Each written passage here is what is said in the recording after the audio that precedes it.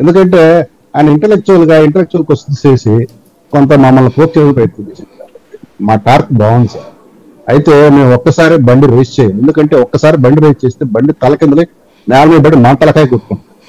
ఒక్కసారి మీకు ఎక్స్పీరియన్స్ లేదేమో, ఒకసారి చూసుకోండి. ఒకసారి ఇంజిన్ రైస్ చేసి ఫుల్ రైజింగ్ ఇవ్వండి, బండి తిరగబడిపోతే అప్పుడు మాట్లాడు. మీకు ఎక్స్పీరియన్స్ లేదనుకుంటారు. ఇక రెండో విషయానికి వస్తే ఒక్కసారి సింహాలోకం తీసుకోండి. పవన్ కళ్యాణ్ గారు ఆ రోజు ఆ కూటమి వదిలేటప్పుడు అన్నమాట ఎందుకు ఉన్నాడు, ప్రత్యేక హోదా మీద ప్రత్యేక ప్యాకేజ్ జరిగినప్పుడు అప్పుడు పాచిపోయిన లడ్డూలు అంటూ ఆ రోజు నరేంద్ర మోడీ గారిని ఒక్క మాట అన్నా. మీరు ఆయన నరేంద్ర మోడీ గారిని ఒక మాట అన్నారని మీరు ఒక బయట చూపిస్తే అసలు డిబేట్ గా రావడం మానేస్తాను జీవితాలు. పాచిపోయిన లడ్డూలు అన్నది ఎవరిని? ఆ రోజు ఆయన మాట్లాడింది చంద్రబాబు నాయుడు ఉద్దేశిస్తూ వెంకయ్య నాయుడు గారిని సూచిస్తూ మాట్లాడారు. ఎందుకంటే భారవంత ఆ రోజు నరేంద్ర మోడీ గారు ఎంపీ కాదు, మీరు గుర్తు పెట్టుకోండి. ఆ రాష్ట్ర విభజన జరిగే సమయంలో నరేంద్ర మోడీ గారు ఎంపీ కాదు. నరేంద్ర మోడీ గారికి ఆ రోజు పార్లమెంట్ జరిగిన దాంట్లో ఏమాత్రమూ సంబంధం లేదు. భాజపా ఉంది. ఆ రోజు సుష్మా స్వరాజ్ గారు లోక్సభలో నాయకత్వం వహించారు. రాజ్యసభకు వచ్చేటప్పుడు అరుణ్ జైట్లీ గారును 2018లో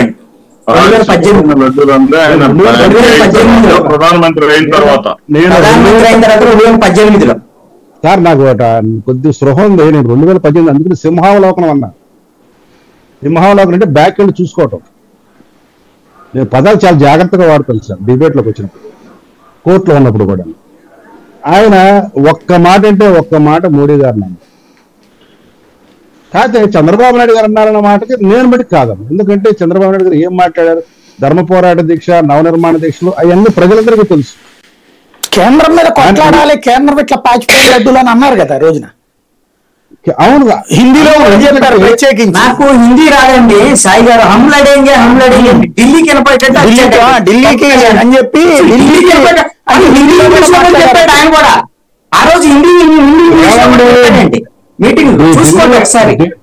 అలా కాదు, అంటే మీ భాష అర్థం కాదు. కేంద్ర ప్రభుత్వం అని కేంద్ర ప్రభుత్వాన్ని నరేంద్ర మోడీ అంటారు. కేంద్ర ప్రభుత్వం అంటే బీజేపీ, నరేంద్ర మోడీ ఉన్నాడండి 9.5 సంవత్సరాలు ప్రధానమంత్రి. ఆయన చెప్పండి, మీకు అర్థం ఉంది సార్. వింటాం.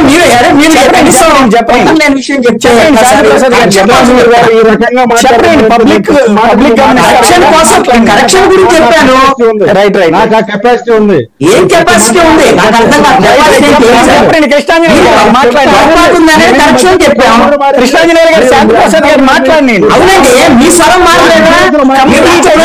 పెట్టి మీ స్వరం మారలేదా? కంప్లీట్